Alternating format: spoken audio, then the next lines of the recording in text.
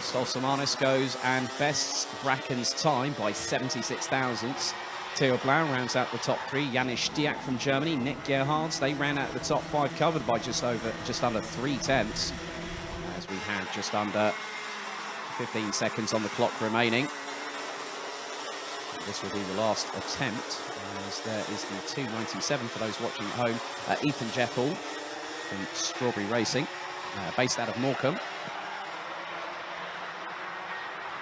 So the timer has expired. The checker flag will wave, as Eric Martinez will set a lap time. Let's see where he factors in. Stays 16th, 56.737 from the Dane. Gazi Motlikar from Mozambique, 8th, as there is an absolute swarm of junior Rotax drivers making their way through into turn 12. Next one, that looks to be Stolzomanis about to cross the line. 55.337 from the Latvian. And a couple more drivers. Well, Tom Bracken quickly gets ahead on that particular occasion and puts in a 55.278.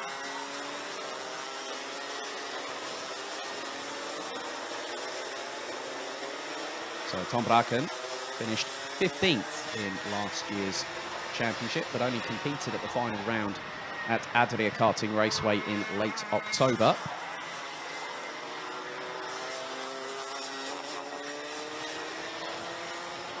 So for the drivers in the next qualifying group, that will be the time to beat.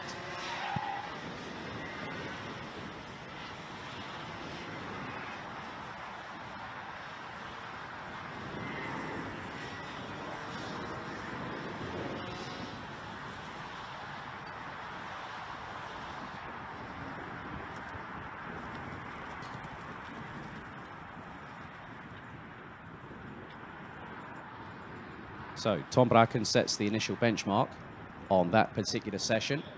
That's the time to beat, 55.278. And then the remaining 15 drivers will end up going out onto the track very, very soon.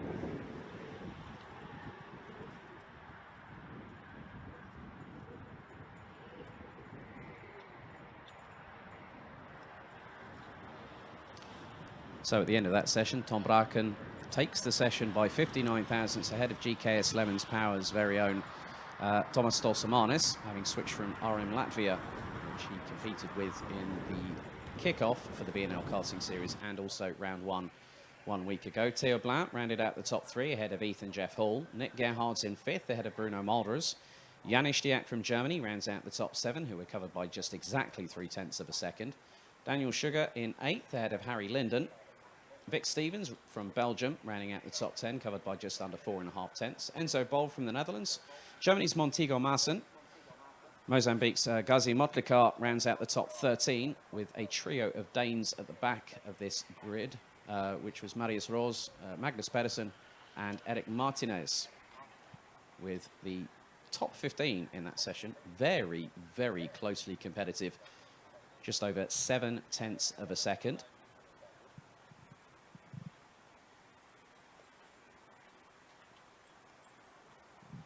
And in the second group, we have some familiar faces. And for those watching at home, on the left-hand side of your screen, you see the current reigning and defending champion, Kai Geerlitz from Belgium. To his immediate right on the front row, that is Germany's Farin Mega, switched from Karchmi to JJ Racing for the 2021 season. Has shown some good prowess over the first couple of race weekends that he's had this season.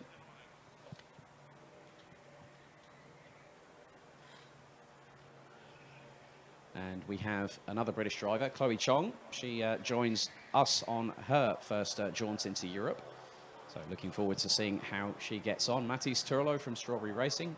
Good to see Rafael Renhofer back with us. Max Knappen from the Netherlands. Mikkel Pedersen from Denmark. Kasper Schormans moving into juniors for 2021. And on the Kart Republic chassis with Stampex Motorsport has shown very, very impressive performances. Austin Lee from Germany in the 223, another Kartschmied driver. He now goes into juniors full-time for 2021, having last year secured the Rotax Max Challenge Germany Mini-Max Championship at the final round of the season, which took place just a week before the Euro Trophy headed to Adria, and that was at the Birkenborn. Greta Rosen, one of several Swedes here this week as well, and Tim Gerhards, our vice-champion from last year. Valentin Klus from Germany, who was third in the championship last season, has gone on to pastures new, and we wish him all the very best in his future endeavours within the karting realm.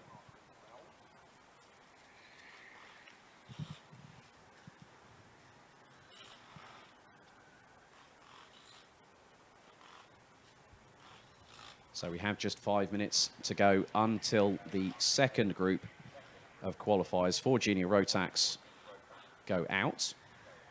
Now, all results qualified, all results from qualifying, the heats tomorrow and the finals on Sunday are provisional. Just had a notification from timekeeping.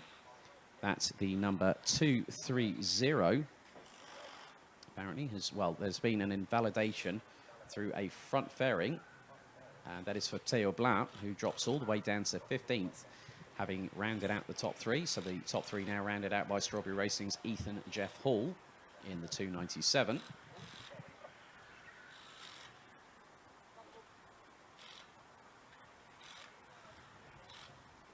So the three best lap times will be automatically deleted if a front fairing is found to be out of the required position when the scrutineering checks are done in Parc Fermé.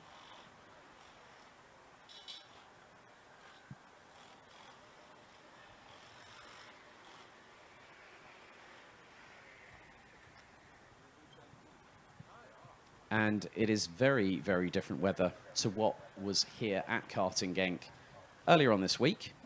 Saw on multiple social media platforms the amount of snowfall that was hitting, along with teams that had actually just recently hit the circuit. Obviously, that did include Dan Holland Racing. They were setting up their awning in the snow. I even heard something.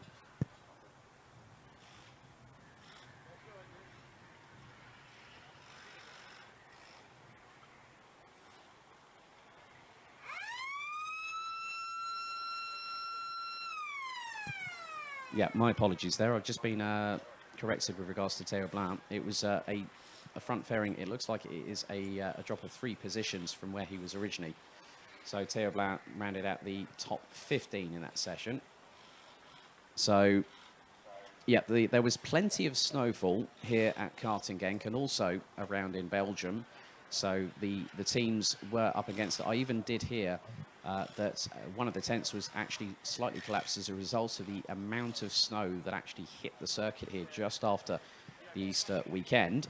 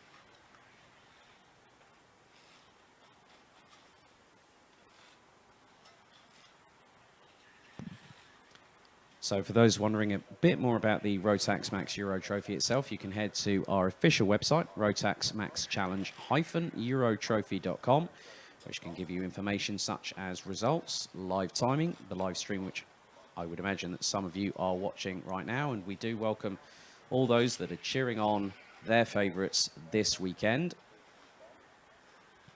And over the course of the race weekend, we're going to have around, well, just over, I think it's 32 races by my count.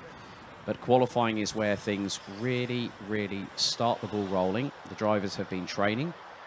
quite heavily, a lot of sessions from Wednesday this week, and they were even out on a track that was cleared but had quite a lot of saturation on it, and with the grass that is very much green and also has a bit of dust around it as well now, that was covered in snow, quite a significant amount at some points.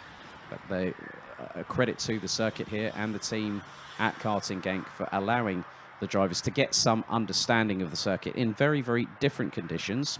And I think one of the biggest things that a lot of us didn't expect was snow. So, juniors, Group 2, out for qualifying practice. 5-minute start ticking away, and leading them out across the finish line is the defending champion, Kai Gilbert. Farin Mega is behind him, Max Knappen, Thomas Strauven, Arboto Fracassi, who's under the Strawberry Racing crew this week, Austin Lee, Matti Sturlo, Chloe Chong, Greta Rosen, Thomas Kans, Antoine Broggio, Mikkel Persson and Raphael Renhofer. Tim Gerhard's our vice champion from last season, now finally able to blow out the cobwebs a little bit. The youngster, twin brother to Nick Gerhard's. So the drivers now starting to jockey for position.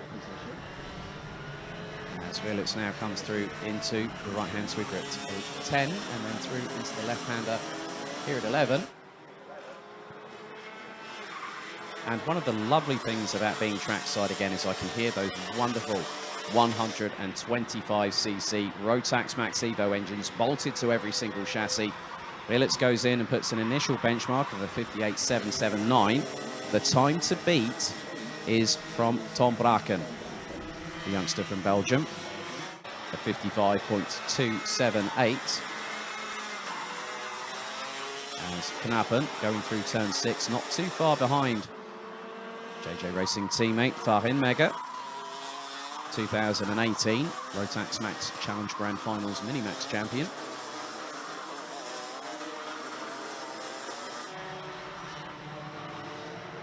So this is his 3rd year as a junior Rotax driver.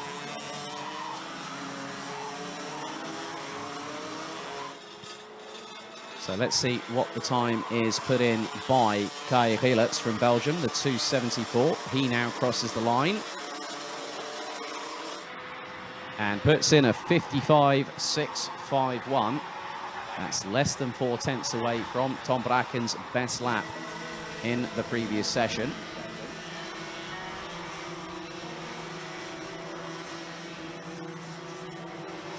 And 11 different nationalities represented here this weekend in the Junior Rotax contingent.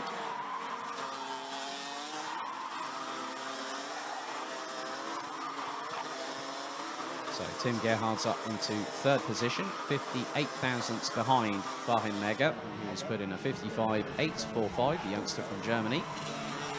Knappen, Strauven, Turlo.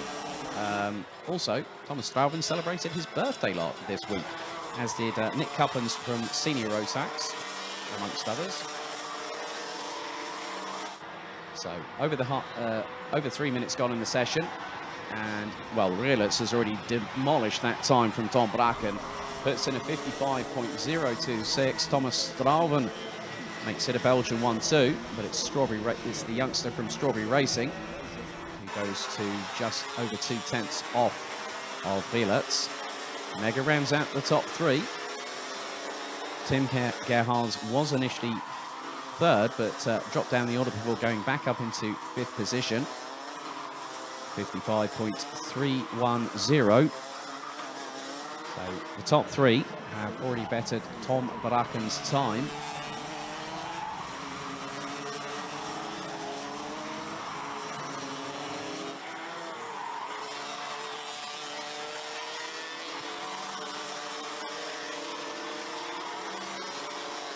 So Kai Willits has gone under the 55-second barrier, a 54.984 from the youngster. Strauven 62 thousandths off of that magic barrier himself. Matthijs Turlo now jumps up into 3rd position.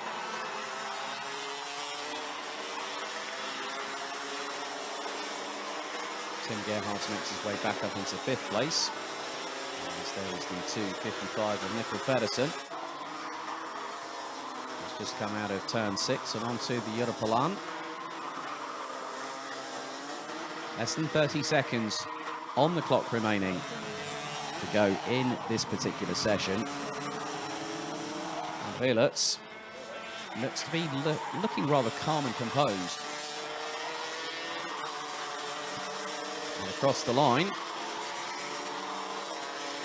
a 55.076, and may be able to get another flying lap in, as will, looks to be Farin Mega, who's also crossed that line, but the timer now strikes 0. Checkered flag waves, and it is Raphael Renhofer that goes across the line first. Greta Rosen, 56.426 for the Swede. Times fast coming in. Tim Gerhards, 4th in that session. Raphael Renhofer, 7th, ahead of the Netherlands' Casper Schomans, just 11 years of age, the 244, running on the Kart Republic chassis.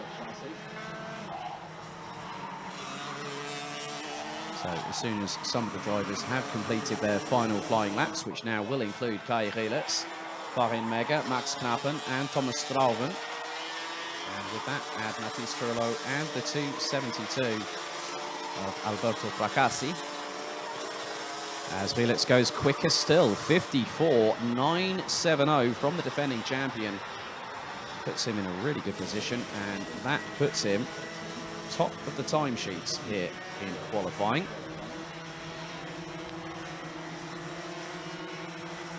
Thomas Strauven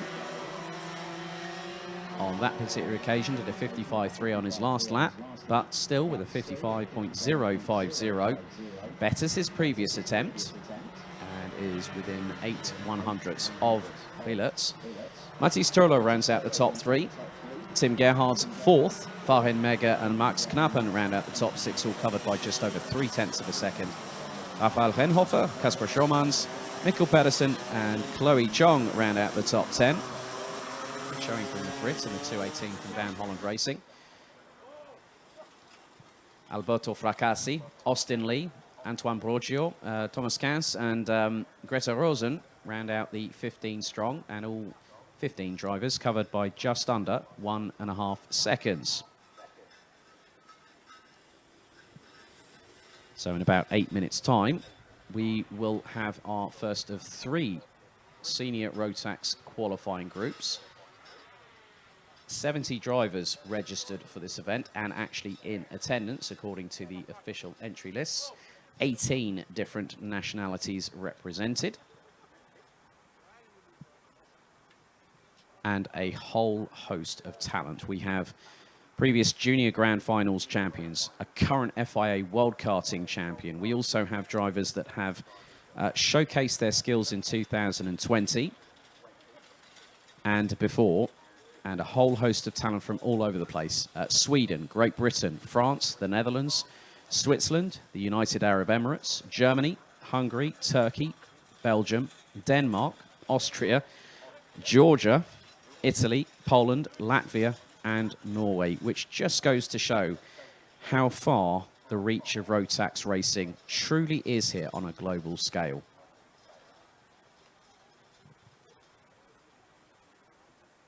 And quite a few drivers that did compete in 2020 are here this weekend, and they're here for the season. One of the noticeable absentees is defending champion Matilda Olsson, who is one of 2 drivers in Euro Trophy history to successfully defend a Rotax title in this championship. The first ever person to do that was Mike van Wust from the Netherlands when he was running with JJ Racing in juniors, with Olsson taking the title in 2019 and 2020.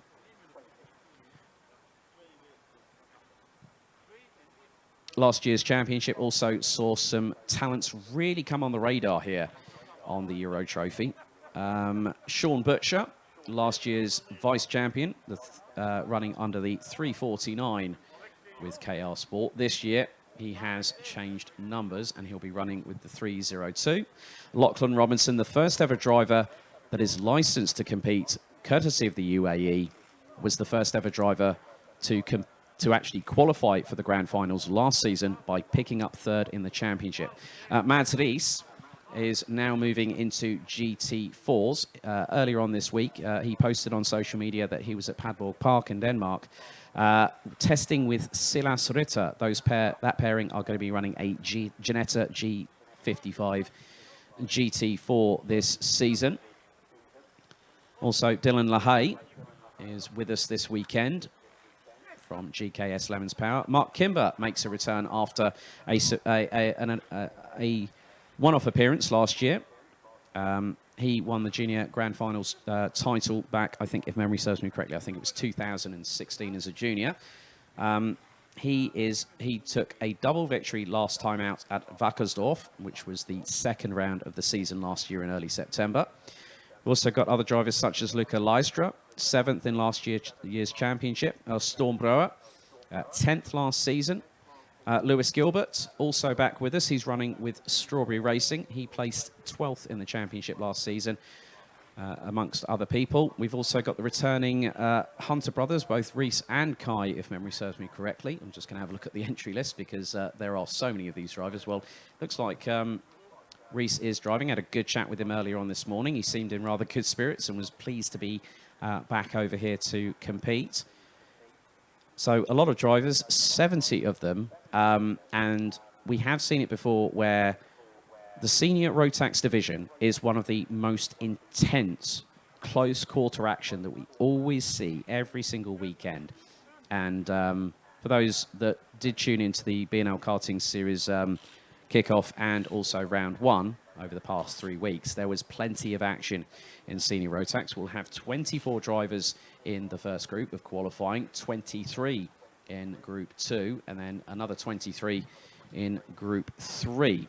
And that will take us to around about 20 past 5 this afternoon local time. DD2 will have 2 groups. The first one at 5:30 this afternoon, and then 5:45 local time will be group 2. And then we will have DD2 Masters in action. 15 drivers in that category. And represented by 7 different nationalities. And there is a very, very interesting statistic, which I will reveal just before the DD2 Masters go qualifying. So we're 3 minutes away. Good to see so many familiar faces in the paddock, and good to catch up with some people face to face, because I was going a bit stir crazy for the last 4 months, being at home in the United Kingdom. But the main thing is, it's a pleasure to be back here at Karting Genk, and this very circuit, nearly back in late April 2018, was the first time I ever ventured over to continental Europe to commentate. And it was a day, the first day here, I remember it quite vividly. And it was a day I'll never forget, because that then started my journey within European karting commentary. It's been an absolute pleasure. I'm looking forward to what's promising to be a rather exciting season ahead. And I know that for those of you that are watching at home, hopefully at some point in the not too distant future, we will see you all cheering from the grandstands once again. It is a difficult time for us all across this globe. However, we are taking the necessary precautions. As I mentioned earlier on when the broadcast went live, every single individual here at this circuit has had to have a negative PCR test result to enter the facility and to also get the allocated wristband.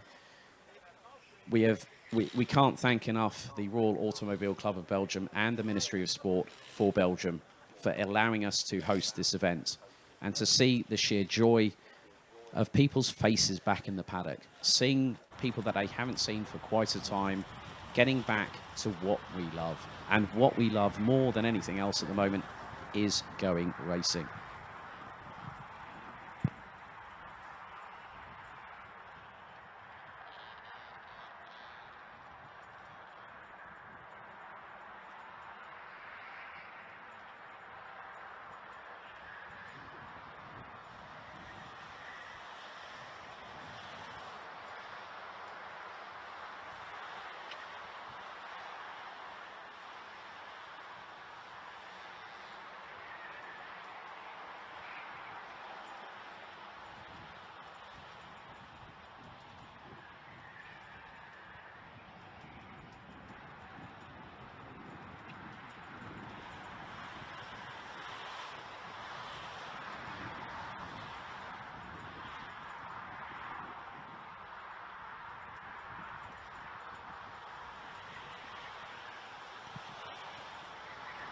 So we are less than 20 seconds away for getting our first of 3 senior Rotax groups in terms of qualification.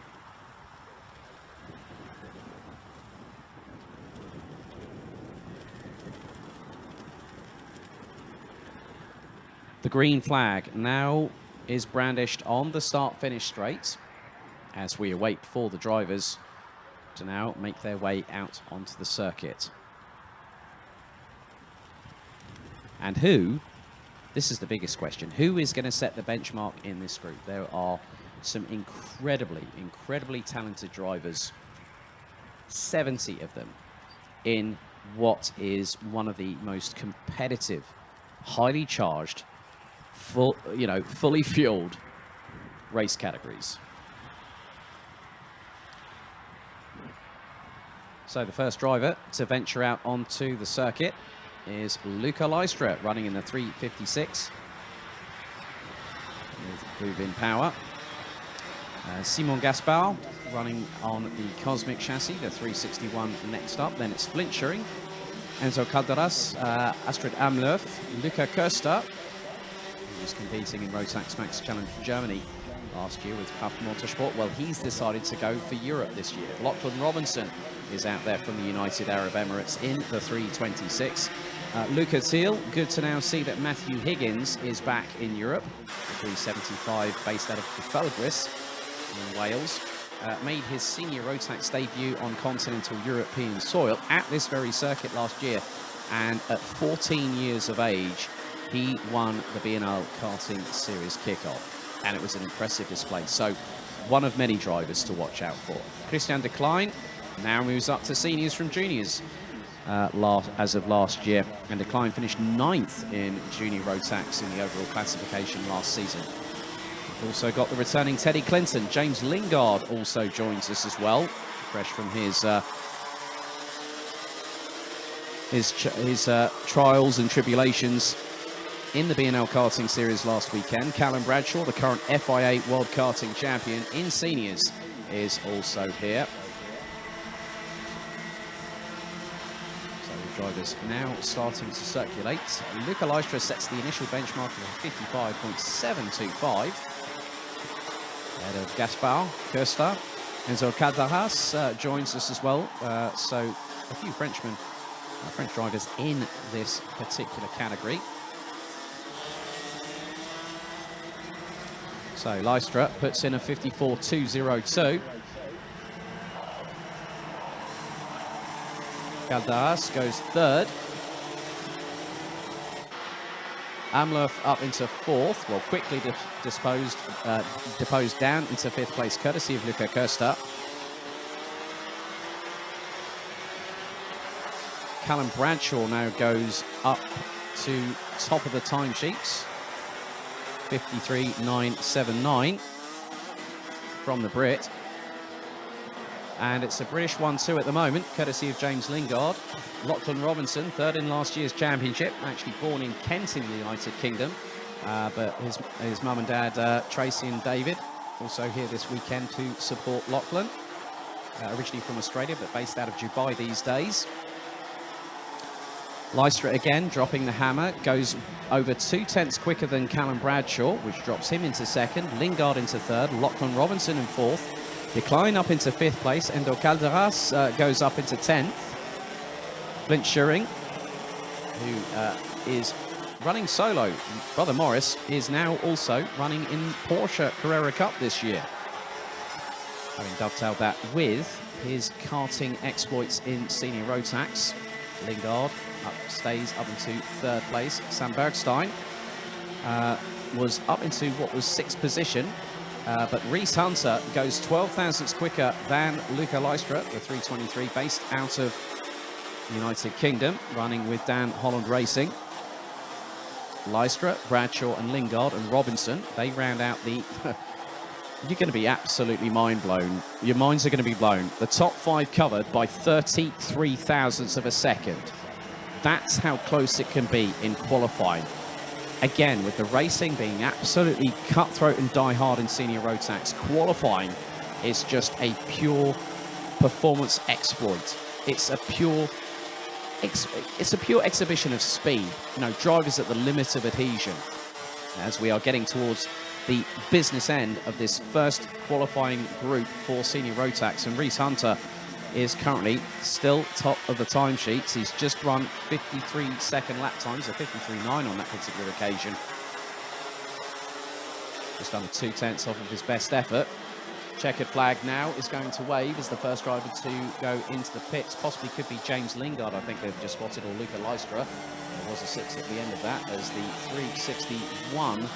That's Simon Gaspard crosses the line. 16th for the French driver. The 327. That's Endo Cadahas, 20th.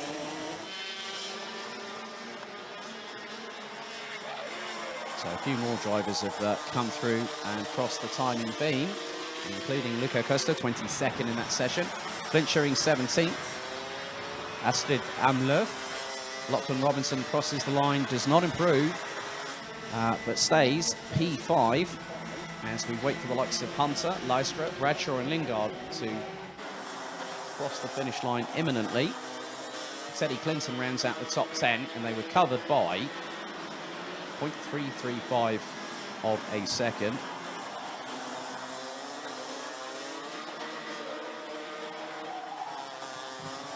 Matthew Higgins showing a good bit of pace there, and edged out Christian Decline for 8th place by 2 1,000ths. But Reese Hunter sets the initial benchmark, and that is of a 53.749.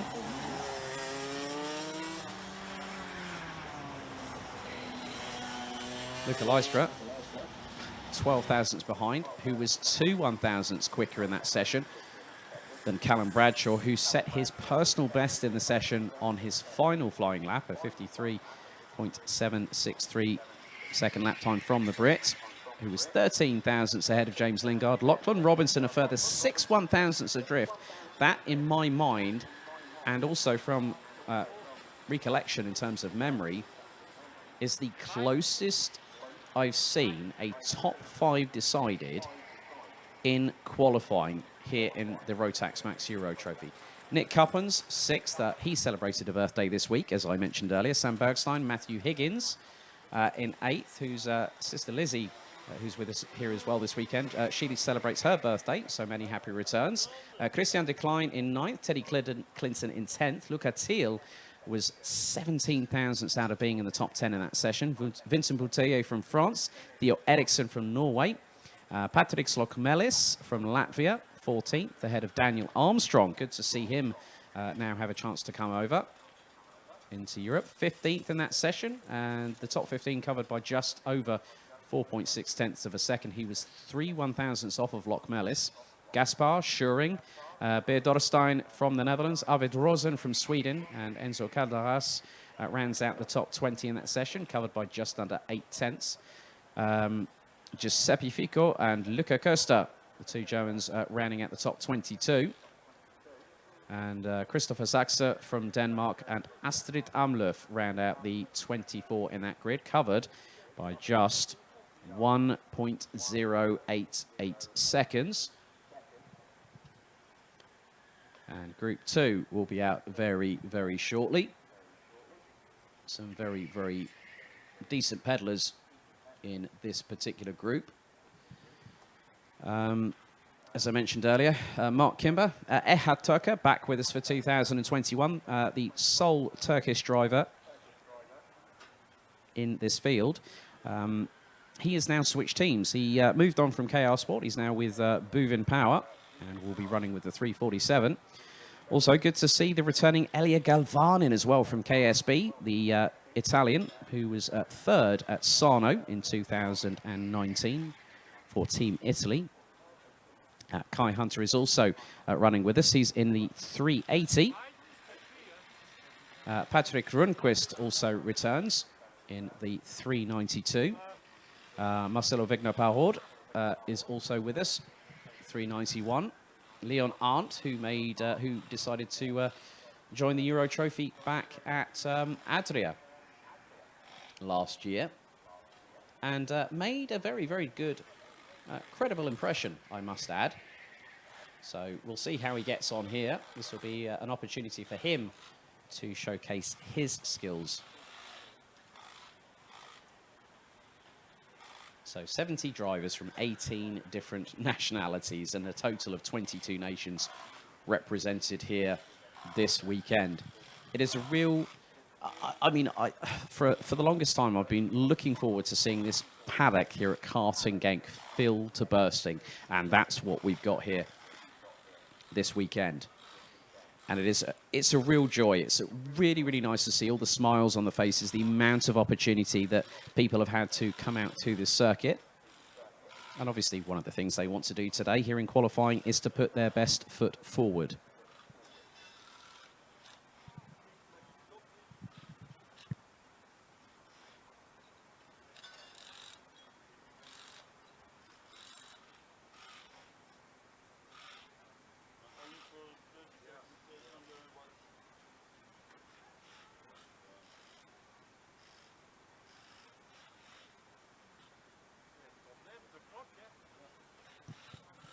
So I'll keep you updated on any amendments in any qualifying groups. So following on for qualifying practice group 1 for junior Rotax, Theo Blau was given a three-position grid penalty due to a front fairing.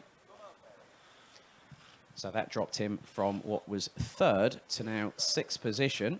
And that means that Ethan Jeff Hall will be 3rd in that group ahead of Nick Gerhards and Bruno Mulders.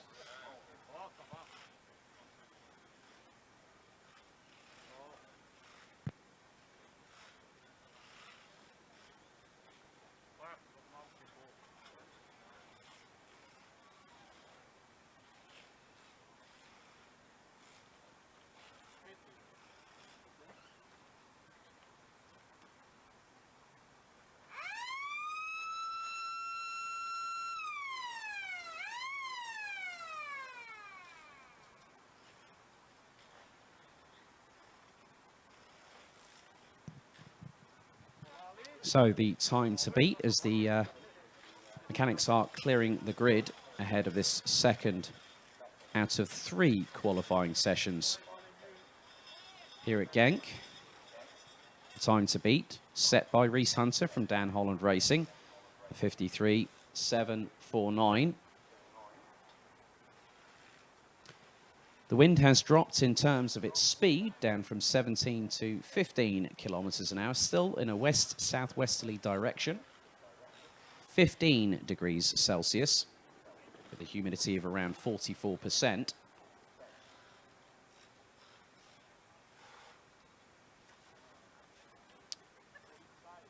So for those wondering at home, if you are new to karting, what is the actual format with regards to qualifying? Well, when it comes to groups, we will then have basically an overall classification. So whoever sets the fastest lap time in a particular session and is the fastest out of everybody, they then literally are the ones that have set the benchmark. They're the ones that have really got to start leading away from the front of the field. And in terms of the bigger picture, if you will, that these drivers now will have an opportunity to prove themselves.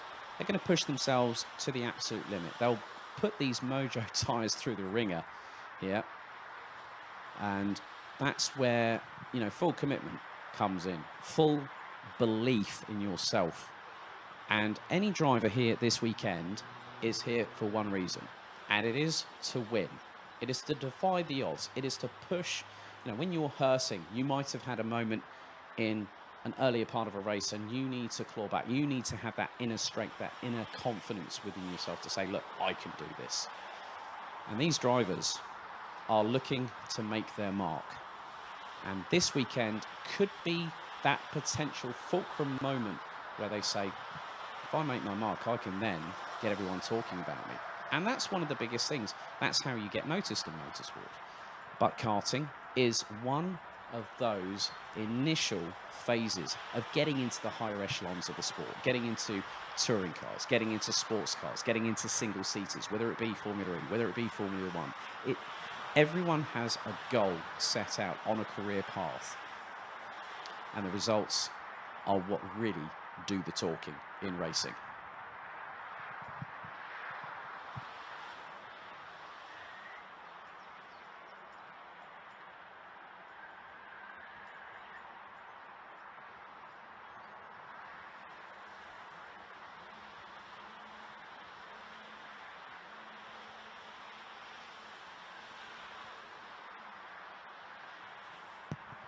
So the green flag waves on the start-finish line to signal the start of qualifying practice Group 2 for Senior Rotax.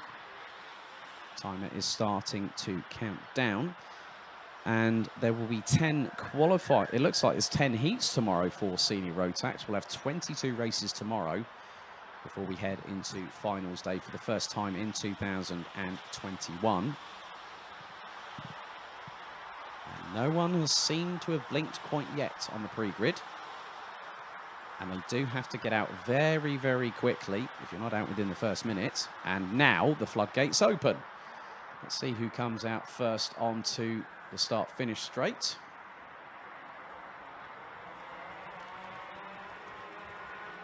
So they come across the line. Benedek Vida from Hungary, followed by Elia Galvanin. Mika Barthelemy, Dylan Leger, Corentin Franchi, Anthony Boulou. That's a quartet of French drivers there. Ehad Turka now all making their way out. And every single one of the 23 drivers in this group have now made their way out onto the circuit. Time to beat 53.749, courtesy of Reese Hunter.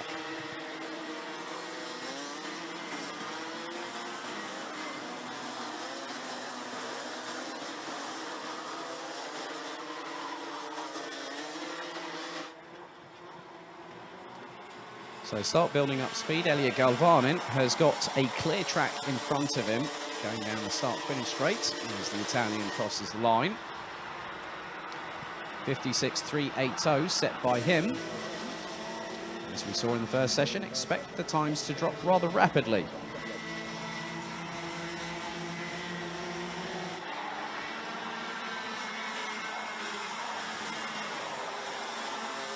On those watching at home, there's Corentin Franchi in the 324, playing on the Cosmic chassis, representing France. Has just made his way through the right-hander at turn 7 off of the famed Yorubalan back straightaway, as there's an absolute gaggle of drivers, some getting past others going into turn 7.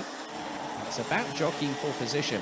In that group is the number 334 from Germany, Linus Hensen, who took last year's Senior Rotax crown in Rotax Max Challenge Germany. Had a pretty dominant season, but here in the Euro Trophy, it can be a very different proposition altogether.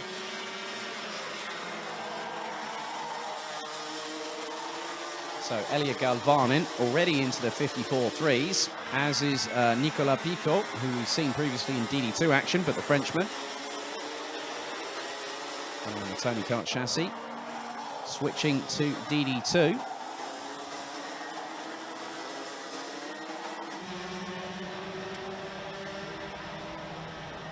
So, Galvanin from Picot, Ehad Turka rounds out the top 3. They're covered by just over a tenth of a second. Victor Plateau, the 350 from Belgium, rounds out the top 4 ahead of Yuri Tenhef in the 377. Galvanin crosses the line, slight incremental increase in terms of the gap that he had. Well, it was until Benedek Vida went across the line, and then Nicolas Picot has just gone top of the timesheets, 54.186 from the Frenchman. Picot based out of Bordeaux in France. Very, very... when he puts on a show, it's normally not just at the front of the field, but he can charge his way through. Linus Hensen goes top of the timesheets ahead of a quartet of Brits. Mark Kimber, followed by Aaron Walker. Kimber was 2 1,000ths ahead of his Strawberry Racing teammate, Kai Hunter from Down Honda Racing, and then KR Sports' Sean Butcher ran at the top 5. They are covered. Would you believe this? 51 thousandths of a second between the top 5. That's almost as close as what we had with just over 3 100s. So Henson, best lap from him, a 54.074. Pico in 6th, Turker, and Mark Kimber goes to 5 1,000ths away from the 54-second barrier, as the checkered flag will be brandished because the session has now come to its conclusion. And we'll find out who is going to be the first driver to cross the line and see if they can get anywhere near to that rapid time of 53.749 from Rhys Hunter, and it will be Elia Galvanin who will take the checkered flag first. So he crosses the line, gets his head down, and Galvanin down in 10th position in that session.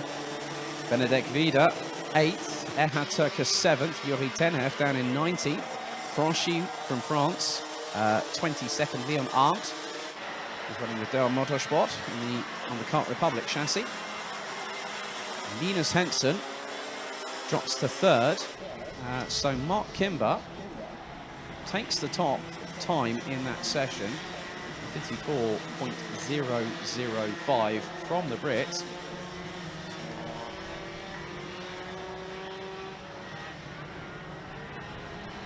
So Mark Kimber based out of Solihull. And then Kai Hunter. So there's 2 Brits in the top of that session. So Rhys Hunter's time from session 1, still the one to beat. Could we see anything from Group 3? Well, we'll have to wait and find out about that one. Because the 70 drivers here will be split into 6 groups, groups A to E. And that session saw the top 21 drivers rounded out by Sweden's Elias Karlin from Dan Holland Racing in the 387 entry, 8.5 tenths. So it was Kimber from Kai Hunter, Linus Henson in 3rd. Aaron Walker and Sean Butcher made it 4 Brits out of the top 5. Sean Butcher, an Australian living out of London, but runs under a UK licence. 0.12 off of Kimber. Pico in 6th, ahead of Erhard Turker, Benedek Vida. Good to have Vilgot Edqvist back in the Euro Trophy. Previously running as a junior when he was battling away with Mike van Vugt in 2019 for the championship. But had a great round, I think it was in Kristianstad, which was the last time that we visited Sweden. Elia Galvanin down in 10th. Alexander Abkazava from Georgia, the sole Georgian representative here this weekend. 11th, ahead of Mika Barthélemy. Dylan Leger from France. Patrick Rundqvist back with us again, running in KR Sport. Obviously, there was a bit of news broken reference the Swedish Touring Car Championship that Robin Knutsson will be running with Lestrup Racing this year. So a previous alumni of the Euro Trophy. So we wish Robin Knutsson all the very, very best. He jumped up into DD2 last year, for the latter part of the season. Victor Plateau in 15th, ahead of Marcelo Wegner-Parhord from France. Anthony Boulou, Stormbreur, Wood Kirstens and Yuri Tenhef round out the top 20. Elias Karlin in 21st. Corentin Franchi and Leon Arndt round out the 23 strong, covered by 1.186 seconds. So another 7 minutes before we go in with our 3rd and final senior Rotax qualifying session. And some new names here as well. Magic Camara, based out of the UK. 2019 Super 1 Series Junior Rotax champion. Had a really good chat with the young man the other day. He's running with KR Sport. And yeah, to be honest, we're getting such great talents coming into this series, and we've got people that are really, really enjoying racing in the Euro Trophy. And to have over 150 drivers here at this circuit is a true delight, as I said earlier on. I can't stop mentioning that. But Magic, based out of Reading, one of his favourite circuits, I think, is Wilton Mill in in Northamptonshire, not too far from the home of British Motorsport, Silverstone.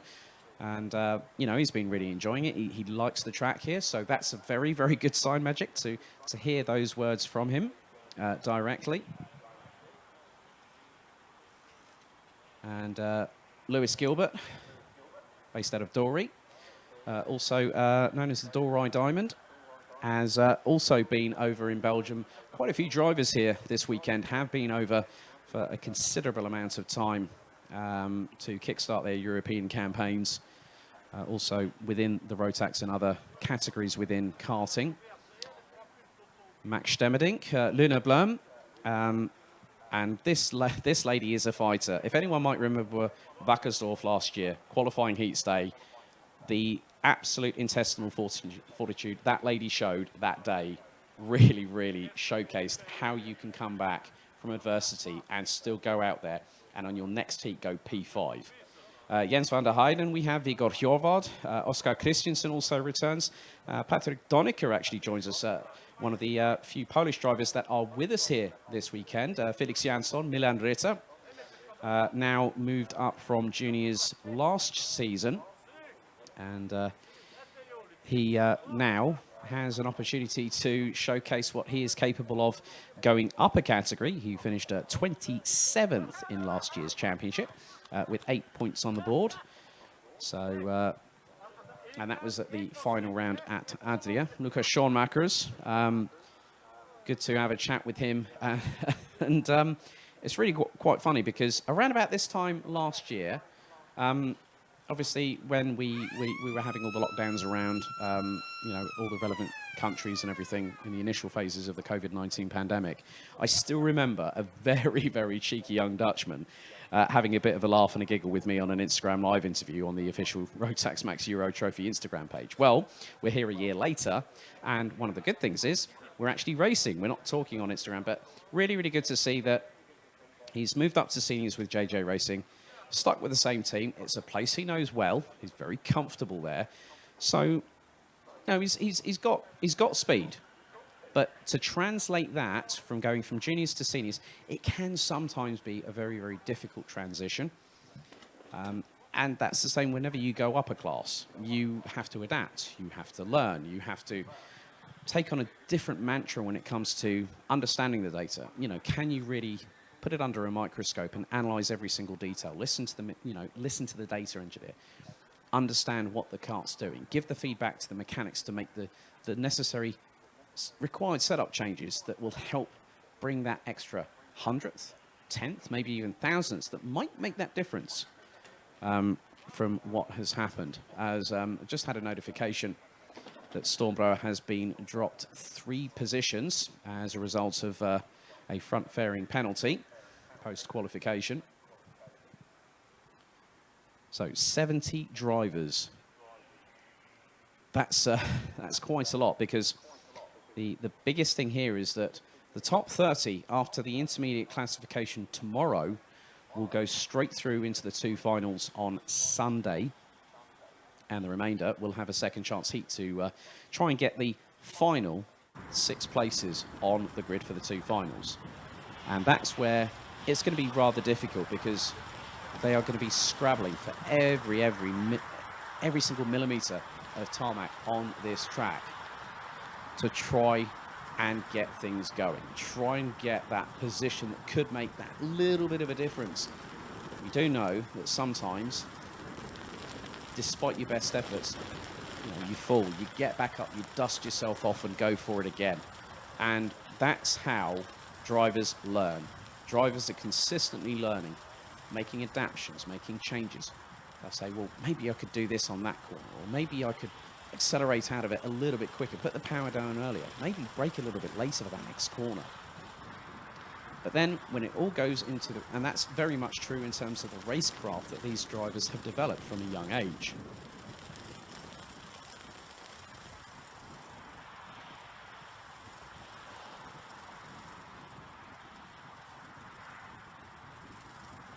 So we're 45 seconds away from the final group qualifying for Senior Rotax, Group 3 out of 3. So we'll have another 3 qualifying practice sessions, all 5 minutes in duration.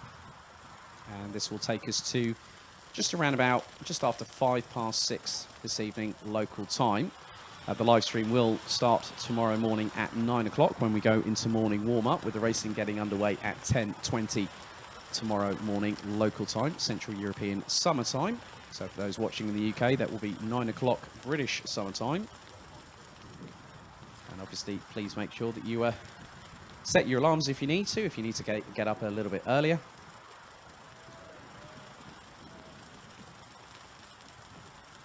So the green flag has waved for the third and final qualifying session for Senior Rotax. 23 drivers about to get out on the circuit. And now they have 40 seconds to get out of the pre-grid. So who is going to blink first and get that possibly best track position possible, which is at the front? We're still waiting. 25 seconds to go before that window of opportunity closes. And the floodgates now will start to open. One driver goes out and then the rest follows. So the first driver to cross the timing beam will be Kylian Tarnier in the 386 as they all hurtle their way out. So 4 minutes on the session remaining.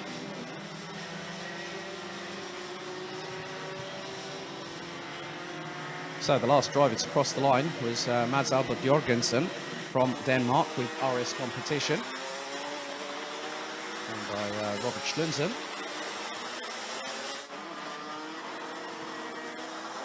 So Max Stemmerdink, David Lackner from Austria, Noah Hipp, Hugo Bach, Lucas Schoenmakers, Igor Hjorvad. We've also got Emma Weinreich from Denmark, playing with Dams Racing in the 349, a new name to the championship this season. So Tarnier will set the initial benchmark. The Frenchman crosses the line, 56.5. Then instantly Lewis Gilbert goes in and puts a 56.405. Arthur Roche, Luna Blum, Dylan Lahaye ran out the top 5. Well, that was quickly changed courtesy of Switzerland's Mario Sidler in the 305. Weinreich goes up into 6th position on a 58.320. Time still to beat overall in this session, in this group, will be 53.749 seconds. So Reese Hunter has put the initial best foot forward, whether it's his left or it's his right. I don't know. I'd have to actually ask him to find out the particular answer. However, Lewis Gilbert, we have seen it before from the youngster from Scotland. So Tarnier, 54.9. Gilbert, instantly, 54.350. Blasted that one out of the water, but then Arthur Roche and Dylan Lahaye decide, well, hey, can we come and join the party? And David Lackner joins in. Lucas Schoenmakers goes up into 5th, quickly deposed to 6th because of Max Stemmerdink. Felix Jansson up to 4th. Jens van der Heijden from the Netherlands, one of the Combi Kart Racing Team drivers here this weekend. Ran as a junior last season. Still remember when he forgot the transponder on his kart when he was a junior. I'm trying to remember which race it was. I think it was B&L. And he had an absolute mare in qualifying because the transponder wasn't working, and he started from literally right at the back end of the field, but still came through, scythed his way past the opposition and got to the sharp end of the grid.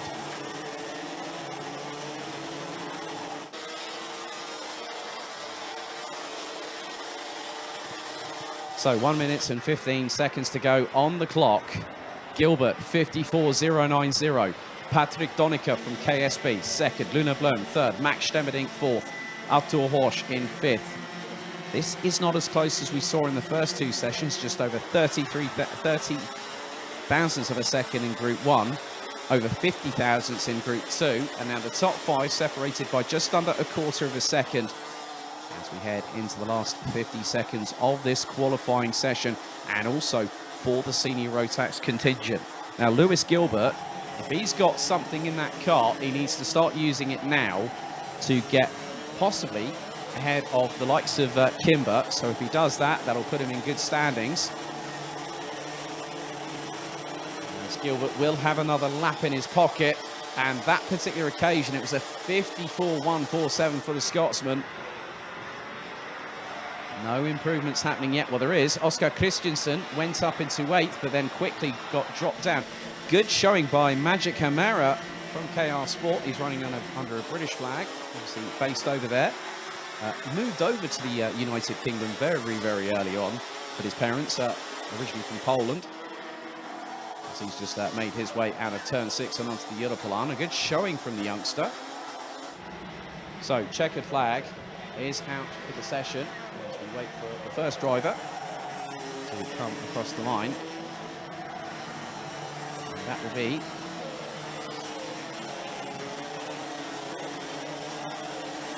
Kylian Tarnier. Lewis Gilbert, let's see what he puts in terms of a marker. Lewis Gilbert, 54.160. Arthur Horsch 7th. Tarnier 20th. Lahey 9th. Christensen 11th. Lars Zanen, well, was 10th, dropped down into 11th position. Felix Jansson takes 9th in that session. Magic Camara, nicely done by the youngster, as I said earlier. 54.233, but Lewis Gilbert, based out of Dory in Ayrshire in Scotland, takes the session. And out of the lap times set, Group 3 has the slowest, fastest time. That's really weird saying that, but you understand what I'm saying. At the end of it all, Reese Hunter has provisionally taken, he will lead Group A into tomorrow. Lewis Gilbert takes the top time in that session, a 54.090 from the Scotsman. Magic Camara on his European debut, I believe. Well, he's actually raced in Poland before under the Rotax Max Challenge previously. So, but this is his first Euro Trophy appearance. 54.233. Patrick Donneker from Poland rounds out the top 3 ahead of the Netherlands' Luna Blum, who leads a trio of Dutch drivers, which includes herself, Max Stemmerdink and Lucas Schoonmakers. Top 6 covered by 0.238 seconds. Arthur Horsch and Noah Hipp, 2 French drivers in the top 8. Felix Jansson and Dylan Lahey from Sweden and Belgium round out the top 10, covered by just over 0.27 of a second. Lars Zanen in 11th, Oscar Christensen, Jens van der Heijden, Royand Hamidat Sode from France in 14th, ahead of Sweden's Vigor Hjorvard in the 364 from Dan Holland Racing. David Lackner, Hugo Bach, Massot Lequi, Milan Ritter, Emma Weinreich, Kylian Tarnier, Mads Albert Jorgensen, and Mario Sidler round out the 23 strong, all covered by just over 0.7 of a second.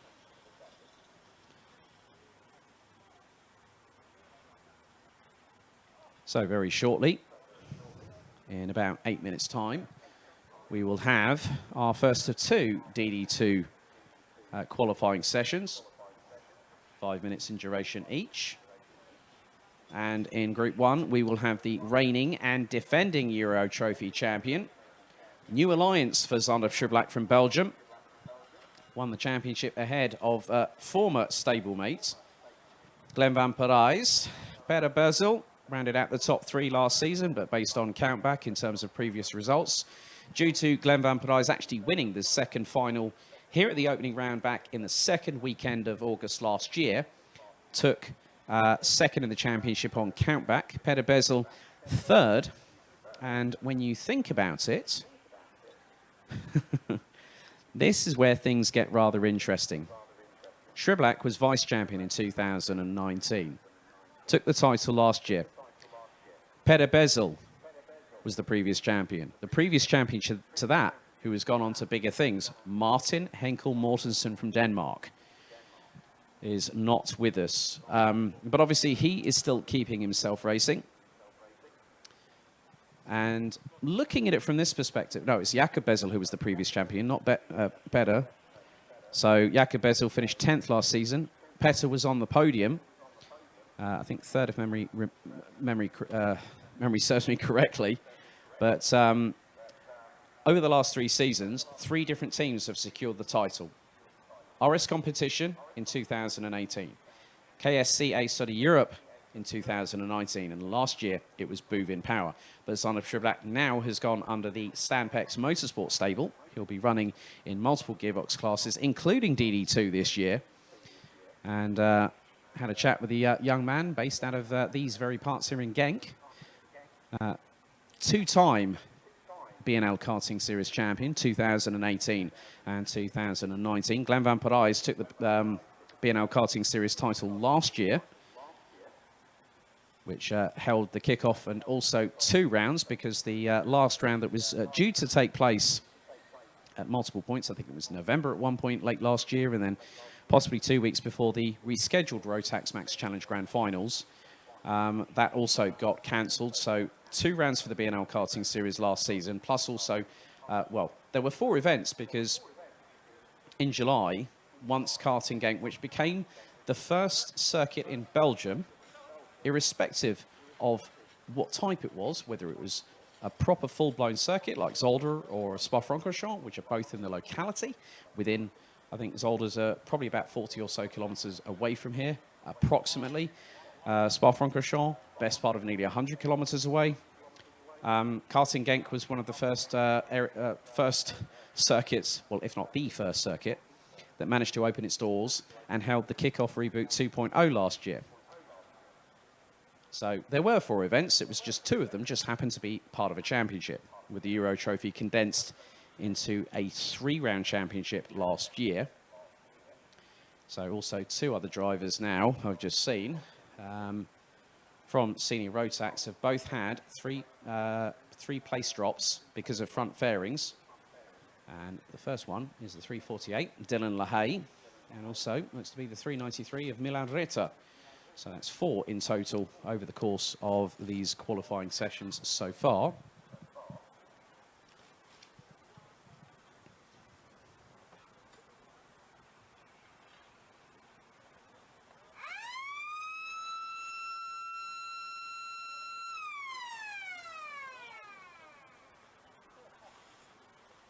So 37 drivers representing 15 different nationalities, which also brings Estonia into the party with the returning Ragnar Virus, I believe, who's still running with Birolot Baltics. We've also got Matis Malinovskis, who also has been competing in the B&L Karting Series in the lead-up. So this looked rather quick in practice a little bit earlier on. But practice is one thing, qualifying is something completely different. But I have to say this, looks like an old rivalry might be back, because our inaugural Senior Rotax champion for 2018, Hannes Morin, is back. And he's back with Dan Holland Racing.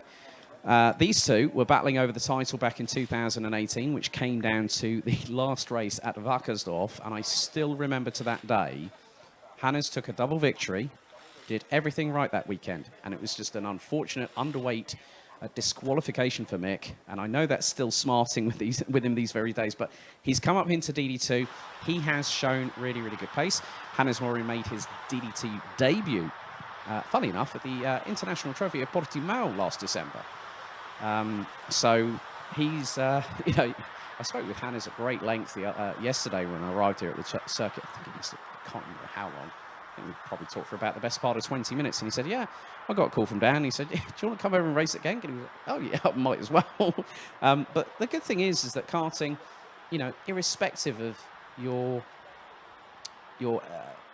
where you are in motorsport, whether it's touring cars, single-seaters, I still remember, was it last round of B&L 2019, Ranius VK, now with Ed Carpenter Racing over in the United States, came over to the final round of the B&L Karting Series, was a guest, handed out some trophies at the podium, and he was training with the drivers here at Genk. So it just goes to show that karting is something that drivers really, really do enjoy, and it's a good way to get that core strength back, a really good way to activate that muscle memory. So we are just about to get underway with our first of the 2 groups. Oh, and there's a who's who in who here. And good to see back in the Euro Trophy following his appearance at Adria. Good to have with us Luca Minoretto from Italy in the 4.49. We've also got Manuel Tencha, Sebastian de Grand has come back as well. Rasmus Vendelbo, Frederick Jarich, Chris Siders looked also very, very quick in free practice. Peter Bezel in this one, and also the reigning defending champion, Sander Schublack, Glenn Van Parijs, who is running with the number 400 this time. He did admit to me that he's going to be unfortunately missing one of the rounds this season, but he is also running in the Porsche Carrera Cup Benelux this year. Had a recent test at Zandvoort in the brand new 992 Cup car, and he said that thing is absolutely epic. When I spoke to him this morning as he walked his way to the Buvin Power enclosure. Florian Breitenbach is also with us. And Florian placed 9th in last year's championship. Actually took 35 points at Wackersdorf, as now the green flag has waved. And also, Zenderua is out there. And congratulations to him and new fiancée Sarah, who is also with us this weekend. So many congratulations to those two. Really, really good to see when they broke the news on it on social media. Sebastian Janczewski, very, very quick in qualifying, but also showed that he could be dangerous in the heats last year. But we did find that, unfortunately, for Sebastian Janczewski, who finished in 16th overall, finals day didn't really sort of work out for him. And he finished 16th in the championship, funny enough, on 16 points. The drivers now have to start getting themselves up to speed. Mind games are already starting, as I've just seen Van Parijs, Malinovskis and Schriblak. Literally, they were going very, very slow, going through turns 1, 2 and 3 just now. These two were teammates. Now it is a completely different situation altogether on what we can find out. Zenderua sets the initial benchmark, 1 minute 3.3, but expect those lap times to be incredibly faster as the session will start to evolve. Plenty of Mojo Racing rubber laid down here at this circuit.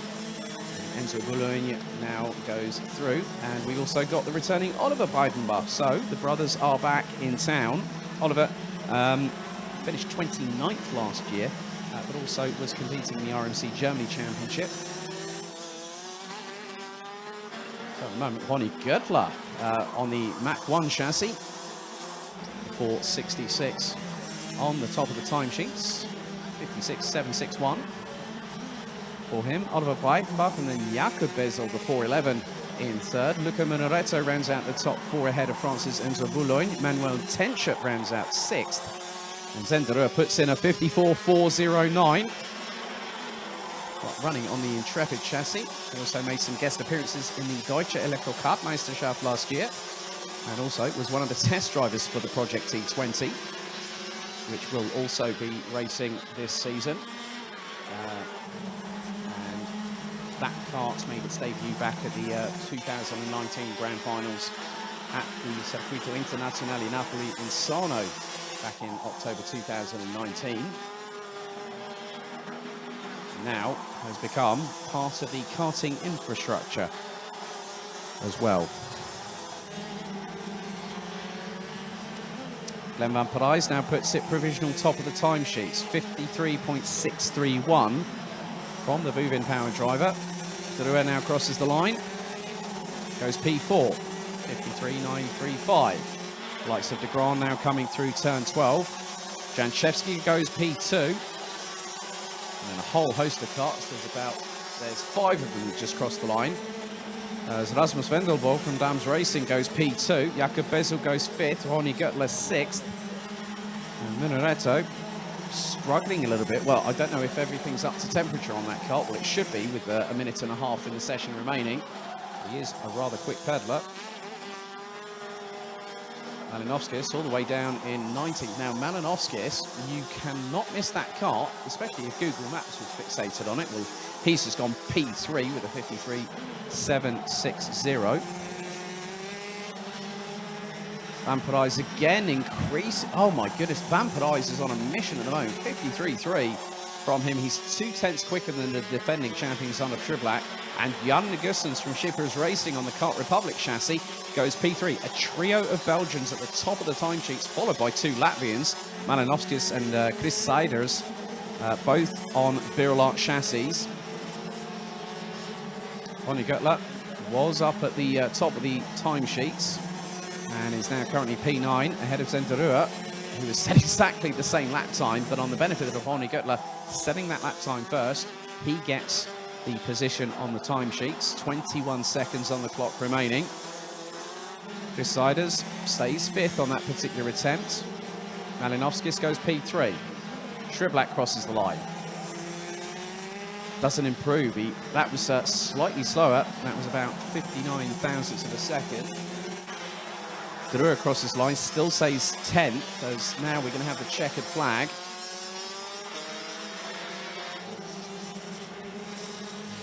All starting to come across the line now, so this is where the times could change. Fabian Bock, who was very, very quick last weekend at the opening round of the BNL Karting Series. P11 for the German, ahead of Nies Racing's Florian Breitenbach, Jerich from Austria, and Oliver Breitenbach round out the top 14. Peter Bezel down in 15th position. Luca Muraretto has got a little bit of work to do, I think.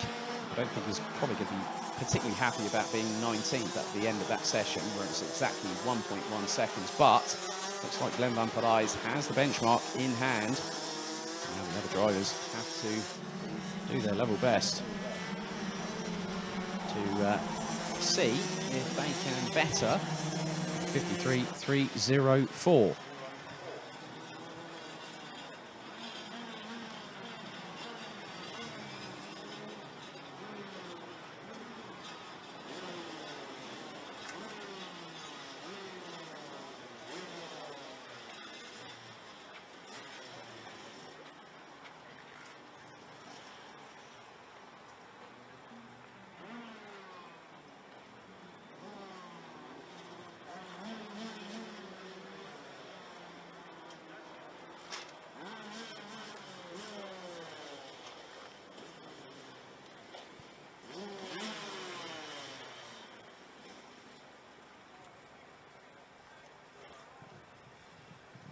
So, from the Rotax Raw around the track here, we go to a very, very eerily, deathly silence as we await for the next qualifying session. The penultimate one out of 8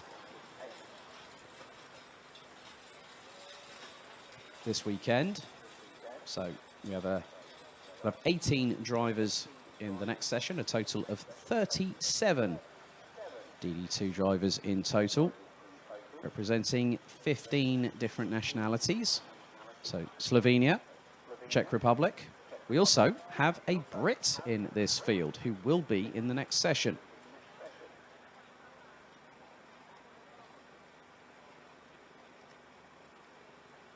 So the time to beat, not too sure if it's going to be a tall order, but we will see what transpires before our very own eyes in, what is it?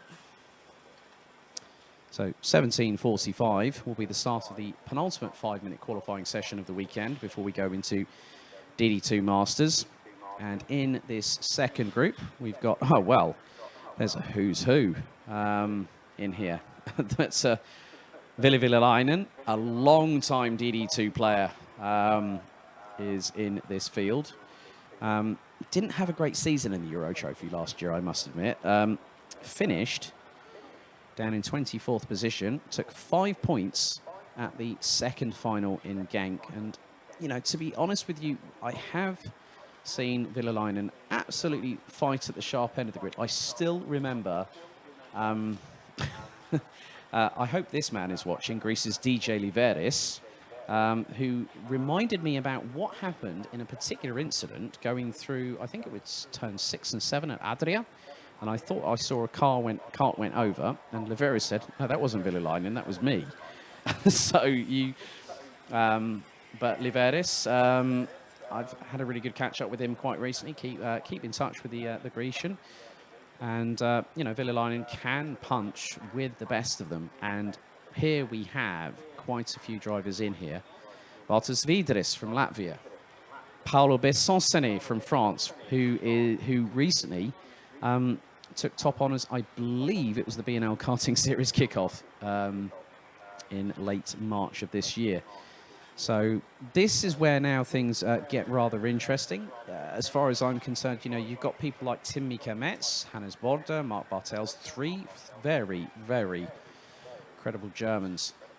So after the conclusion of Group 1, Van Parijs took the session by 2/10 from Zanov Black. Matis Malinovskis from Latvia rounds out the top 3. Yannick Gussens pipped by just 9 1/1000ths to P3. The Belgian from Sheepers Racing. Chris Siders rounds out the top 5 ahead of Rasmus Vendelbo. Sebastian Janchevsky, Jakob Bezel from the Czech Republic, Ronny Göttler and Zenderua round out the top 10 positions. Fabian Bock and Florian Breidenbach in 11th and 12th respectively, both running with respectively Voigt Motorsport and Nies Racing. Frederick Jährich from KSB from Austria, 13th. Oliver Breidenbach, 14th. Peter Bezel all the way down in 15th position. Manuel Tenchet and Sebastian de Grand, they ran out the top 17 positions, with Enzo Boulogne and Luca Minoretto rounding out the top 19. So some of the drivers that have competed with us, just looking through those drivers that have competed in Group 1 for qualifying. Zenderua, 13th last year in the championship standings. Manuel Tenchet was 5th place overall. And he took a win in the opening round at Genk, the first final of the weekend, and then would end up finishing in 4th position in the second final. Florian Breidenbach took a, what was it? That was a 6th place and a win at Wackersdorf, home soil for the German. So Peter Bezel took a 2nd place, highest place finish for him that season, last year. And that was in final number 1 at Wackersdorf. Also drivers that took victories last year. Daniel Machacek, who was registered, but unfortunately not with us this weekend. He took a win at the season finale, final 2 at Adria, having bettered Michael Rossina from 54 Squadra Corse, who was the driver that really couldn't be beaten until Machacek found a chink in the armour and got past with a few laps remaining in that very intense final. And that was a very intense week because we had so much low-lying fog. We then had rain on qualifying day, and then the temperatures just increased and increased. The 3-minute board has gone out, so the mechanics are now leaving the pre-grid.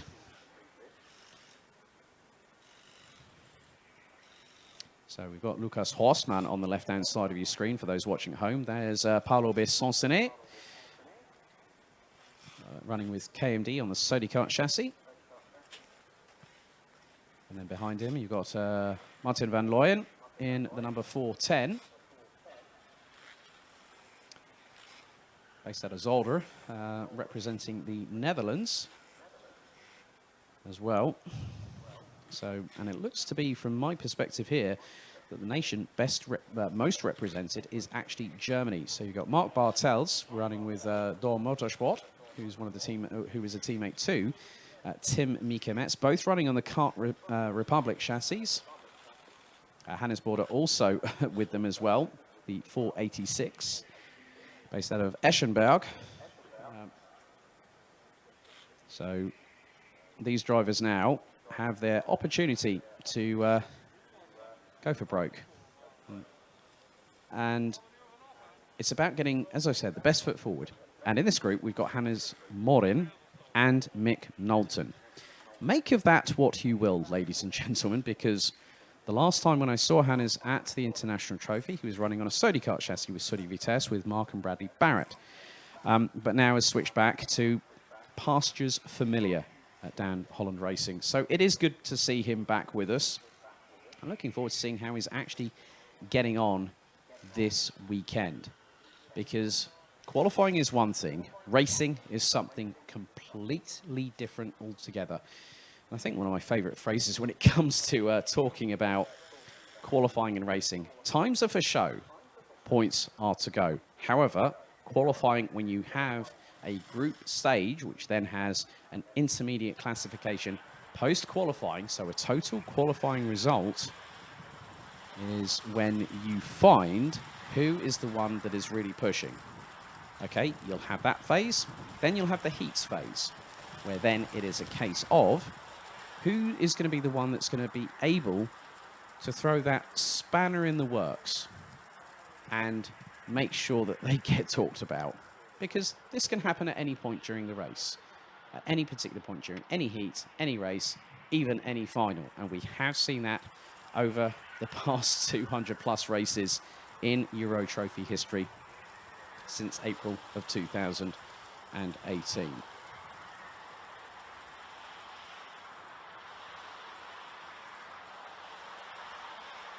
So the DD2s will be split into 4 groups once the qualifying results have been verified and confirmed. So green flag waves for the second DD2 qualifying session. Now, the 1 minute rule was actually instigated after an incident last year that saw 10 or 11 drivers actually make it out for qualifying. I still remember that and that was in a very, very warm August as well, considering our first round of the championship, because we had the Winter Cup of Campeos, COVID-19 came along, changed everything, and also changed what we were able to do. And then we ended up finding ourselves in the middle of a heat wave here in Belgium. I still remember that particular week. I was absolutely roasting here in the commentary box, and it still feels warm even at this particular temperature. You know, okay, in comparison to rather tepid 14 or 15 degrees Celsius. But it just goes to show how things can evolve over a period of time. Now, I did say there was a Brit in this field, and I'm going to make a good venture, because coming into his first European adventure, he's actually been racing here in Belgium as well at the B&L Karting Series. Henry Ayres, based out of Leigh-on-Sea, just outside of Southend in Essex, so good to have a fellow person from the same county as me.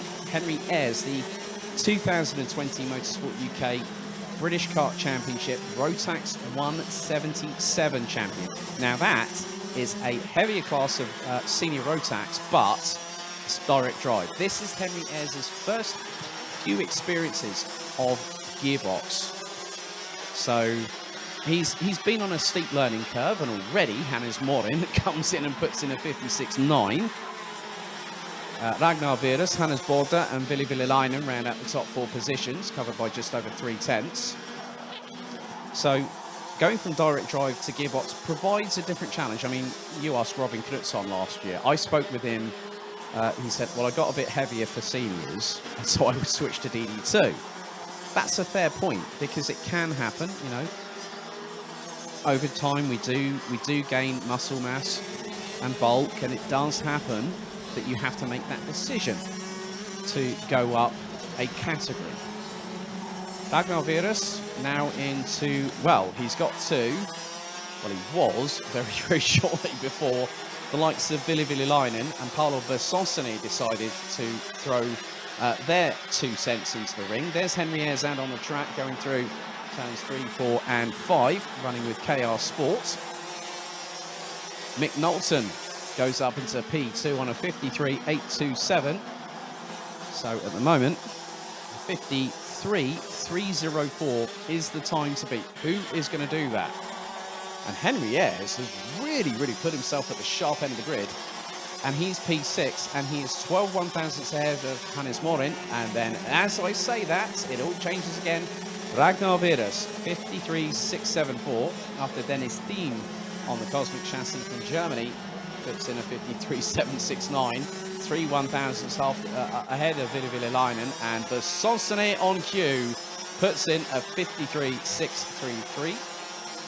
The Frenchman driving with KMD, also a well-known established name within Team France at the Rotax Max Challenge Grand Finals, always smiling off track, yeah, a real good character. First met him the last round of the B&L Karting Series last year when he hit the podium, and I said, yeah, I literally, the funny thing is that when you start talking to someone in their native language, it's really, really nice, because they can reciprocate and they'll understand you a little bit better. Bersonsoni, now based out of Le Lude in France. top of the timesheets, but Mick Knowlton is getting closer as he's 20 thousandths behind. Then it's Ragnar Virus, and Ville Lainen decides, well, I'm going to go 11 thousandths quicker than Besançonnet, and does so with RS competition on the Tony Kart chassis.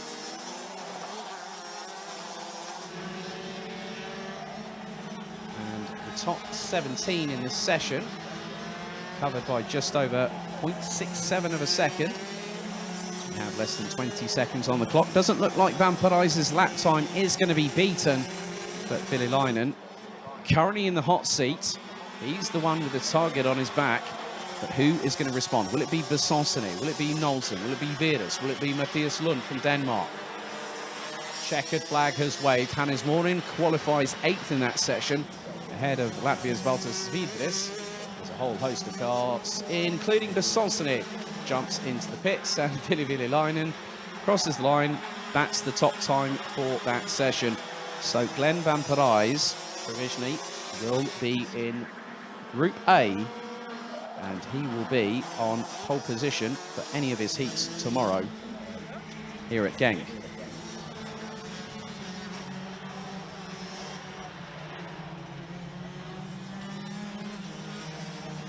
So full course yellow here at the circuit. So Ville Lainen takes the top time, 53.673 from him.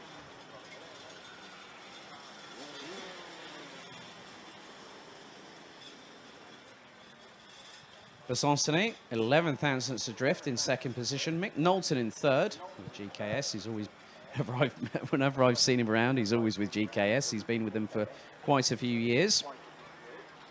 Ragnar Virus in fourth, ahead of RS Competition's Mathias Lund from Denmark. Dennis Thiem in the Cosmic Chassis sixth, ahead of Martin van Leeuwen in the Schippers Racing Kart Republic chassis. Entry number 410. Hannes Morin, the inaugural senior Rotax champion in Euro Trophy history, takes P8 in that session, ahead of Valtas Svidris. Also, a new addition to the DD2 ranks for this season from Germany, Hannes Border. Well, not Hannes Border, it was Robert Schopian, my apologies there. New to kartschmied.de. And I think Farin Megastad has been his mechanic this weekend, so very, very interesting indeed, because Robert's mechanic can actually make it this weekend. It's funny how these things happen. Hannes Border in 11th, Henry Ayres 12th in that session. Was running in the top 6 earlier on in the 5-minute qualifying session, just under 0.47 of a second off of Ville Lainen's time. So the Brit doing his level best. Amerheik Gerhard, Tim Mika Metz, Lucas Horsman ran out the top 15. Belgium's Maxime Dirix now rounds out the top 16 ahead of Luc Schippers and Mark Bartels. So Van Parijs setting the benchmark in that. And in Group 2, no one was able, well, they got to within, well, just under 0.4 of a second of that lap time. An absolutely brilliant lap from Van Parijs. And to be honest with you, when you're 0.2 ahead of the defending champion in this qualifying session, that says to me that the mind games are only just starting. And that's another part of motorsport that we all tend to forget in some respects, where there is, you know, there are mind games that happen out on track. As soon as the red mist comes down, you put the visor down, you go out on the circuit. It is a completely different atmosphere to what we have in the paddock. You know, everyone's smiling, everyone's sort of like talking and having a laugh, having a joke, but it all gets serious out on track. And from my perspective up here in the commentary box, and to be honest, it's one of the most privileged positions to be in, to get to know so many people in this paddock, the people that I've made connections with, the people that I know very, very well, having been in Europe now for what is now going on my 4th season. Am I really saying that right now? Yes, I am. I shouldn't self-doubt myself, really, to be honest with you. But we have one more qualifying session to go. Now, this is where the statistics really, really make sense, because this is the only class here, and I have had a chat with one particular individual. He is one of the 3 champions, returning Here at Genk, we have the 2018, the 2019, and the 2020 Rotax Max Euro Trophy champions. But what's more, you add another statistic into that mix. Because one particular individual out of that three not only won the Euro Trophy that season, he went on and won the grand finals that same year. That driver returning after a one-off appearance in Wackersdorf last year, Austria's Roberto Pajewski. It's really good to see that we have Sebastian Rumpelhardt, defending champion this year, and also the returning Slavomir Moransky, who due to other circumstances last season was unable to make the Adria finale and missed out on the opportunity, unfortunately for him, to become the first ever DD2 Masters champion in the Roll of Honour. Now, looking at the Roll of Honour, for those that might want a little bit of a refresher, apart from DD2 and also DD2 Masters that I've touched on briefly, Hannes Morin, the inaugural senior Rotax champion, Matilda Olsson, and out of all the nations that have been represented in the Euro Trophy, there is one nation above all that has had a champion in a category for all 3 seasons. And many of you know where I'm going with this. It is Sweden, senior Rotax. There are, and I'm just looking at this now,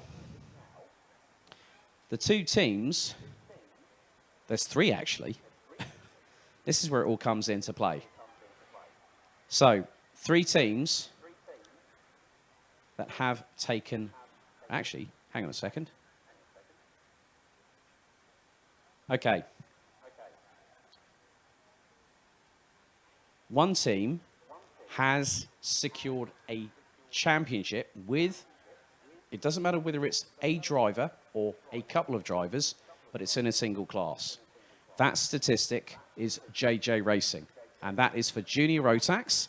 The inaugural 2 titles won by Boxham's Mike van Vuurt from the Netherlands. Kai Hulitz took the title last year. Dan Holland Racing has secured 1 title. That was with Hannes Morin back in 2018. Strawberry Racing, 2 titles with Matilda Olsson.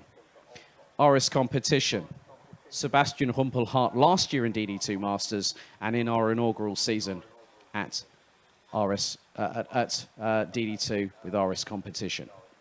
KSCA Saudi Europe is the only team in the last 3 seasons that has secured with a driver in 2 respective classes a title. That is KSCA Saudi Europe.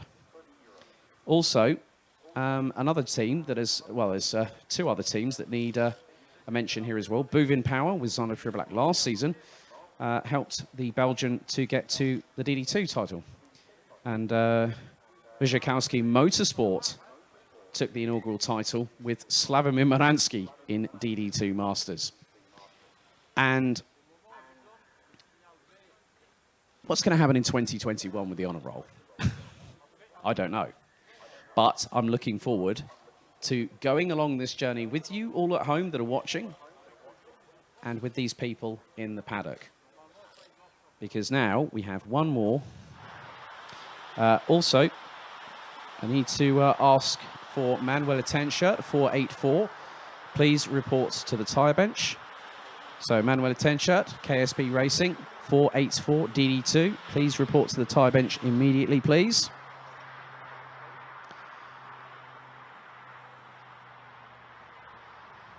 And also, just for the team managers, there will be a team manager meeting at 1900 this evening in the briefing room, where drinks will be available. So, team managers meeting will take place in the briefing room in just over an hour's time. As we are we're waiting for the clock to count down a little bit here. because we have 15 drivers from 7 different nations. France, Austria, Switzerland, Netherlands, Germany, Belgium, and Poland. And we have some returnees. We also have some familiar faces as well. And a couple of them I instantly recognise, apart from some that I've already mentioned, Pajewski and Rumpelhart. Tom Dessert is with us from GKS Lemons Power. Moransky I've just mentioned as well. Christoph Adams is also back in the paddock, and joining him, his fellow countryman, man simply known as De Backer, Karl Gilbert. They are back with us here as well. Alessandro Glauser also makes a return after being here for round 2. He's being mechanicked by Jan Schwitter, who has also run in DD2 with us in previous years. And now the green flag has waved. The final qualifying practice session of the weekend now getting underway. And Paul Louveau on the red speed chassis representing France, followed by defending champion Sebastian Rumpelhart. Marco Winkler on the Paralin chassis joins us. And he's based just outside of Zwickau. Hörnstein-Ernsthal is where he's based. And we've also got Christoph Adams, who's actually switched to Kart Republic machinery. And, to be honest with you, the most decorated Grand Finals participant in Rotax history has gone Kart Republic. Very, very interesting, but it has helped him. It has helped him a bit. Rudy Champion, last year's B&L Karting Series champion and 3rd on the podium last season.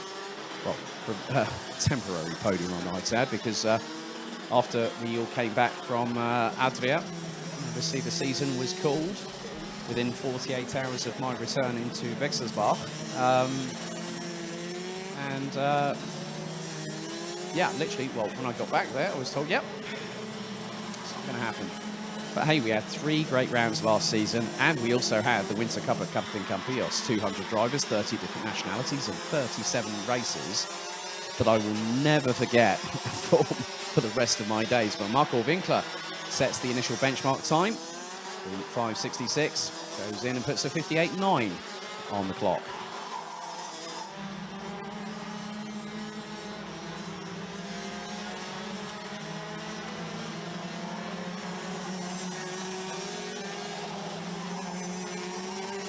So looking at last year's standings, well, I'll go through them a little bit when we start to close things off on the stream here at the circuit. Winkler and Rumpelhart make it a German 1-2. Well, Rumpelhart goes top of the timesheets, followed by Paul Louveau, Marco Winkler, and then Rudy Champion decides to throw his hat into the ring. Christophe Capitain also returning for this. I'm just seeing, did he actually race with this last year? I think he didn't. I think he ran in the B&L Karting Series, but Bruno dos Santos also raced with us last year, took part at Genk and Wackersdorf. Pajewski, P5, 0.342 off of Sebastian Rumpelhart. And Moransky down in 6th on a 54.531. 2 minutes of the session remaining. So Rumpelhart, Gilbert and Champion, 3 different nationalities in the top 3 positions, followed by Louveau, Pajewski, Moransky, Dessert, Ian Getz in the 5.67, Christophe Capitain, Alessandro Glauser, Christoph Adams all the way down in 15th position, so the 555, sometimes can't decide whether he's going to have a Dutch, a Belgian or a French licence. This time it's a Belgian one, the one we all recognise here on the Euro Trophy. Ian Getz goes up into P7. Moransky goes to within 65 thousandths off of Paul Louveau, and Sebastian Rumpelhart 4th. Tom Dessert puts in a 53.898 with 1:20 on the clock remaining, and goes nearly a 10th quicker than Paul Louveau. Slavomir Moransky 3rd. Rumpelhart, Gilbert. Gilbert was 6th in last year's championship. Wasn't there at Wackersdorf, I believe. And 2 8th place finishes at Genk, and then it was a 4th and a 3rd at Adria. Paul Levaux responds to Tom Dessert and goes even quicker by the narrowest of margins, 39 thousandths of a second. We're into the last 45 seconds of qualifying practice here this weekend. Moransky goes quicker, and the top three already under the 54-second barrier. Time fast running out. Pajewski down in 11th position. Had a quick chat with him earlier on this weekend. I think it was yesterday during free practice, and he said, yeah, I think we're going to be doing the whole season. Well, good to have you back, Roberto. And he was the one that said, come to DD2 Masters. Anyone remembers that interview I did with him in 2019? He said, yeah, come and race with us. You know, we need more drivers, and now we've got 15 at the opener this season. Okay, timer about to hit 0. Checkered flag is being prepared. And as I say that, Rumpelhart goes across the line, the first one to take the checkered. Damien Loiseau down in 13th. Marco Winkler in 14th. Paul Levaux still at the top of the timesheets. But who's going to do anything about it? That's the biggest conundrum here. Rudy Champion 6th. Rumpelhart 4th. Ian Gepps 8th. Christophe Adams up into 9th place. Rumpelhart, yeah, so Tom Dessert takes 2nd. Moransky yet to come across the line to finish his final flying lap. But it looks like Paul Levaux puts him on pole position for the first race for DD2 Masters. And that was with a 53.859 second lap time. Just 39 thousandths quicker than Belgium's Tom Dessert from GKS. Then it's 46 teams. Slavomir Moransky, followed by reigning defending champion Sebastian Rumpelhart from RS Competition. Karl Gilbert running with Sodi, and he's running with KMB. He's switched from Buvin Power, and it's actually reignited his racing prowess as well. Karl Gilbert took the Belgian Max Challenge and the BNL Karting Series titles in 2019 and qualified for the Grand Finals that year. Christophe Capitan in 7th, Ian Gepps in 8th. Christophe Adams rounds out the top 9 positions ahead of Alessandro Glauser from Switzerland. Pajewski down in 11th position ahead of Bruno Dos Santos. Damien Loiseau, Marco Winkler and Leo Kirstens rounding out the 15 strong, all covered by 1.3 seconds, but then from 1st to 12th it was 0.6. So there you have it. That is qualifying practice all over and done with there in just under, what was it, 2 hours? Well, about 10 minutes shy of 2 hours there. But it sets the scene for tomorrow, and the racing gets underway local time here in Belgium. That's Central European summertime at 10:20. All senior Rotax heats will be 10 minutes plus an additional lap, as will DD2 and DD2 Masters. Juniors, 7 minutes plus an additional lap. We will have a total of 22 races tomorrow. And then we're going to have 2 second chance seats, both for seniors, both for DD2s. Now, the reason why is that if we had in excess of 36 juniors, if we had, like, say, 40 to 45, you still could validly have a second chance heat. But juniors will have 2 finals. DD2 Masters will have 2 finals. The top 30 in seniors and DD2 will go through after intermediate classification. And then it's a scrap for the remaining 6 places. So we will find that out of the 70 drivers for seniors, that 36 will make it through. That then means that 34 drivers weekend ends after the second chance heat. Then also DD2, wonder if that might change. Well, we have got 37 drivers on the grid, but your guess is as good as mine. That is it from us here at Karting Genk. We are live on the warm-ups from 9 o'clock tomorrow morning, and then I'll be back on commentary duty from around 10:15 tomorrow. Thank you for tuning in. Good night. Look after yourselves. Stay safe, and we'll see you tomorrow as the Euro Trophy truly kickstarts in 2021. Good night from me, Alex Goldschmidt. See you in the morning.